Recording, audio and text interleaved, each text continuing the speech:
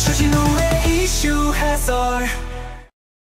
팩트 전달과 보수 진영 논리 전파를 위해 여러분의 구독과 좋아요가 필요합니다. 안녕하세요. 국민의힘 주진우 의원입니다. 오늘은 지금 많은 국민들께서 분노하고 계신 민주당의 카톡 검열에 대한 이야기를 해보고자 합니다. 민주당이 이른바 허위 조작 감시단을 만들어서 가짜 뉴스를 잡겠다고 나섰는데 이게 얼마나 황당무계한 이야기인지 제가 쭉 모아서 종합적으로 보여드리려고 합니다. 먼저 민주당 국민소통위원회라는 게 있는데 김현, 정영기 의원이 공동위원장입니다. 그리고 그 산하에 허위 조작 감시단이 있는데 그 단장은 양문석, 김동아 의원입니다. 근데 이 중 3명, 양문석, 김현, 정영기 의원은 모두 전과가 있거나 수사 중이거나 재판을 받고 있습니다. 그 면면이 아주 화려합니다. 첫째, 양문석 의원은요, 총선 과정에서 본인의 재산을 축소 신고한 혐의로 기소되어 재판을 받고 있고, 또 대출 과정에서 허위 서류를 내서 그 부분으로 허위 대출을 받은 혐의까지 받고 있죠.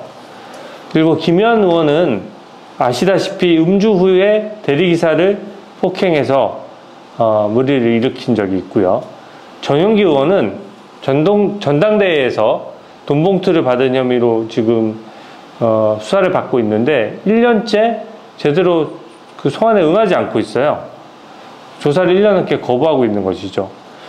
그런데 어떻게 이런 분들이 본인들은 정의로운 척하면서 국민을 상대로 카톡 검열하겠다는 것인지 뻔뻔하기 그지없습니다.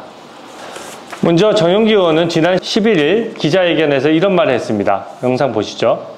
일반인이라 할지라도 저희는 단호하게 내란 선동이나 가짜뉴스에 대한 내용으로 고발하겠습니다. 내란 행위에 가담하는 일들이 없도록 하셔야 된다는 말씀드리겠습니다. 다시 들어도 말문이 막히는 발상입니다. 일반 국민의 카톡이나 댓글까지 검열해서 고발한다니 여기가 무슨 북한입니까? 민주당의 아버지이자 수령동지인 이재명 관련 의혹 제기를 하면 고발을 하겠다는 거거든요. 민주당의 내란특검법에 왜 내란 선동죄를 넣었는지, 또 탄핵소추 안에서는 뺐어도 왜 특검에서는 죽어도 못 빼는지 이제 밝혀졌습니다. 이것은 일반 국민들 상대로 고소고발지 하겠다는 대국민 선전포고입니다. 정영기 의원이 카톡 커뮤니티 댓글로 비판글 퍼나른 국민을 수사하겠다며 협박한 것은 단순 실수가 아니라 분명히 의도가 있습니다. 비슷한 시기 만들어진 민주파출소도 마찬가지입니다. 가짜뉴스 제보를 받겠다는 명분으로 민주파출소를 만든 것인데 지금 일반 국민을 상대로 한 고발선별 작업에 들어갔다는 것이거든요. 이게 북한의 여론통제 방식이랑 똑같죠. 민주파출소라는 이름부터 위법합니다. 우리 당 미디어 특위에서 해당 사이트가 경찰 공무원을 사칭하고 직권을 행사했다라고 보고 공무원 자격 사칭죄로 고발하기도 했습니다. 이런 류의 이 국민 세금을 받아서 운영되는 정당이 그 국민 세금으로 이상한 민주파출소 같은 것들 운영하면서 이렇게 국민을 상대로 고발하겠다는 거 국민들이 납득하지 않을 것이라고 생각합니다. 그럼에도 불구하고 지난 13일 어제죠. 양문석, 김현, 정영기 의원이 가짜뉴스에 대응한다면서 기자회견을 또 열었어요. 이게 충성 경쟁이 이 정도면 눈물겨울 지경이죠. 기자회견 이후 5분 정도 백브리핑 영상이 있었는데 이게 화제가 됐었어요. 그 양문석 의원이 이상한 발언을 엄청 많이 해서 그렇거든요. 먼저 양문석 의원 발언을 한번 보시겠습니다. 민주파출소 성격이 두 가지가 있습니다. 하나는 많은 시민들이 신고를 접수하는 기능이 하나가 있고요. 또 하나는 가짜뉴스를 살포하는 행위를 저희들이 직접 찾아내는 기능이 있습니다. 어떤 경우에도 가짜뉴스를 살포하고 가짜뉴스를 전제하고 논평하고 하는 것은 범죄 행위입니다. 처벌의 대상입니다. 양문석이 되게 중요한 얘기를 한 게 있는데요. 충성맹세를 하려고 하다 보니까 본인들은 처음에는 검열이 아니라고 했는데 스스로 자백을 했습니다. 시민들의 신고만 받는 게 아니라 본인들이 가짜뉴스 살포하는 행위를 직접 찾겠다라고 말합니다. 직접 못 찾겠다는 게 뭐겠습니까?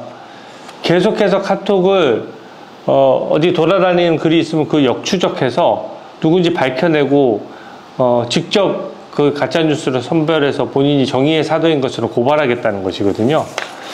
이게 검열이 아니면 뭘까요? 역시 민주당 허위조작 감시단이 앞장서서 셀프 검열의 예시를 보여주신다고 생각합니다. 다음 영상도 한번 보시죠. 그런데 그 가짜 뉴스의 정의와 기준이 뭔가요? 가짜뉴스의 정의와 기준은 명확합니다. 사실이냐 아니냐의 문제지요. 그러면 사실을 누가 판단을 하는 건가? 우리는 이 마이크를 놓고 기자회견을 했어요. 사실이죠.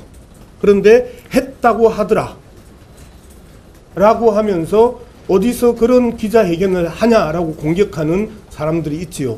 그거는 가짜 뉴스죠. 얘가 적절하지 않은데 갑자기 좀 생각해 보지 못했던 질문이라서 그런데 그걸 사실과 가짜가 구분이 안 되나? 여기서 한 기자가 가짜뉴스의 정의와 기준은 뭔가요? 라고 물었습니다. 아주 쉬운 질문이죠. 그 말에 양문석 의원이 마이크를 비유를 했는데 엄청 진지하게 가짜뉴스에 대해 설명을 합니다. 근데 이 비유, 그 말 자체로 무슨 말인지 이해하시겠어요? 저는 아직도 무슨 말인지 이해가 안 됩니다. 이런 비유할 정도라면은 이 가짜뉴스를 스스로 구분해서 고소할 만한 판단력이 있을까요? 저는 그것부터 의문을 제기하고 싶습니다. 또 실컷 설명하고는 갑자기 양문석 본인도 이해가 안 됐는지 얘가 적절하지 않다며 갑자기 생각해보지 못했던 질문이라면서 얼버무립니다. 그러더니 갑자기 팔짱을 끼고 건들건들 대뜸 반말로 답을 하네요. 기자가 국민을 대신해서 국회의원에게 질문을 하는 것이거든요. 저는 이런 무례한 태도가 바로 국민들께 무례하게 태도를 보인 것이라고 생각합니다. 그리고 사실과 가짜가 구분이 안 되냐라고 본인 스스로에게 자문하신 건지 모르겠는데 확실한 것은 양문석이 가짜뉴스가 정의가 뭔지도 모르고 이 의미도 제대로 모른 채 고발하려고 한다는 것은 밝혀졌습니다. 이렇게 양문석이 옆에서 정리를 못하니까 이제 김현 의원이 나서줍니다. 역시 가짜뉴스를 어떻게 구분할지 답변하는 과정에서 김현은 이렇게 말합니다. 그래서 저희가 허위조작감시단이라는 단어를 쓰는 겁니다. 그런 논란의 소지가 있기 때문에 그것에 대한 판단은 최종적으로 검경 또는 법원에서 하겠죠. 저희들은 제보를 받은 것을 관계기관에 보내서 검증을 통해서 사실인지 아닌지 여부를 밝히겠다라는 게 첫 번째고요. 발언 들으셨죠? 정리해보면 본인들은 이게 가짜뉴스인지 구분할 능력이 안 되니까 경찰, 검찰, 법원 보고 알아서 구분하면 된다는 거예요. 일단 묻지마 고발부터 해놓고 국민들이 알아서 빠져나가라? 이게 말이 됩니까? 국민의 시간과 비용은 누가 책임지나요? 변호사 선임하면 비용 대주실 건가요? 너무 심합니다. 허위조작 감시단이 오히려 논란의 소지를 또 가짜뉴스를 더욱 양산하는 건 아닌지 심히 우려가 됩니다. 여기서 끝이 아닙니다. 민주당 박수현 의원은 심지어 음주운전 단속이 국민 검열이냐며 카톡 검열을 음주 단속에 빗대서 파문을 더하고 있습니다. 그러면 거꾸로 한번 물어보겠습니다. 우리가 음주 단속을 하잖아요. 네네. 그러면 음주 단속을 하는 것은 국민 그럼 일상생활 검열입니까? 아니 어떻게 음주 단속과 국민들끼리 친구, 가족, 친지들과 나누는 카톡 대화를 검열하겠다는 것이 같습니까? 음주 단속은요, 표현의 자유와 전혀 다른 것이고, 음주는 다른 목숨을 빼앗을 수도 있는, 절대로 해서는 안 되는 그 자체의 범죄인 것이죠. 아무리 이재명 대표한테 잘 보이고 싶어도 이런 카톡 검열을 음주 단속에 빗대는 것은 너무 나간 것 같습니다. 이재명 민주당 대표도 이런 민주당 의원들의 무리수를 자제시키기는커녕 오히려 본인이 참전해서 사태를 더 키웠습니다. 한번 보시죠. 카톡이 가짜뉴스 성역입니까? 지금 이 순간에도 이재명의 수십 년 전에 돌아가신 아버지가 무슨 공산당 활동을 하면서 수없이 무슨 몇 명을 죽였느니 무슨 담배 대금을 떼먹고 도망을 갔느니 이 땡땡이 무슨 어릴 때 성폭행을 해가지고 감옥을 갔다 왔다니 무슨 수를 쓰더라도 반드시 뿌리를 뽑아야 합니다. 그러면서 얼떨결에 이재명 대표가 본인의 그 본심이 나와버렸어요. 본인 아버지의 가짜뉴스 예시를 든 겁니다. 이재명의 아버지가 공산당 활동을 하면 몇 명을 죽였느니 이런 글을 어떻게 방치할 수 있겠느냐 이렇게 예시를 들은 것이거든요. 근데 이거는 내란 선전과 관련된 카톡만 검열하겠다는 것도 아니에요. 내란과 민주당에 대한 비방을 검열하고 처벌하겠다는 것은 물론이고 이재명 본인 가족 관련돼서 이제 조금이라도 욕하면 뒷담화하거나 혹시 의혹을 제기하면 그걸 옥죄고 입을 틀어막겠다는 겁니다. 모든 비판에 대한 검열의 범위를 넓혀서 국민들을 처벌하겠다는 건 말이 안 됩니다. 야당 대표가 자당 의원들에게 더 가열차게 국민과 싸우라고 지령을 내리고 본인은 더 폭넓게 국민들을 검열하고 고소고발하겠다? 국민을 이길 수 있는 정치인은 없습니다. 선량한 국민을 고발할 수 있는 정치인도 있어서는 안 됩니다. 또 국민의 자유를 침해할 수 있는 정치인은 더더욱 없어져야 된다고 생각합니다. 지금까지 보신 것처럼 가짜뉴스를 잡겠다는 민주당의 허위조작 감시단의 실체가 드러났습니다. 양문석, 김영, 정용기 등은 정의로운 척 혼자 다 하면서 국민들 상대로 카톡 검열의 고발까지 우리나라의 미래에 전혀 도움 안 되는 일을 하고 있죠. 정말 밉상입니다. 밉상. 가짜뉴스 이슈에 편승해서 국민적 갈등과 분열을 일으키는 게 국가에 무슨 도움이 되겠습니까?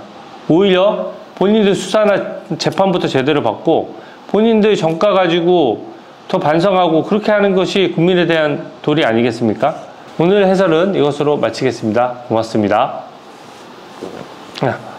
마지막으로 짧은 영상을 하나 더 보시겠습니다. 비교를 적당하게 하세요. 그게 그 비교하고 이 비교하고가 그 관련이 되는 비교는 아니잖아요. 사례가 잘못됐습니다. 기자님 그만합시다. 나는 그만합니다. 예. 무리하게 하지는 않습니다. 수준을 기본적으로 반말하십니까? 네, 수준을 좀 높여주시면 좋겠습니다. 오늘 해설 이것으로 마칩니다. 주진우의 이슈 해설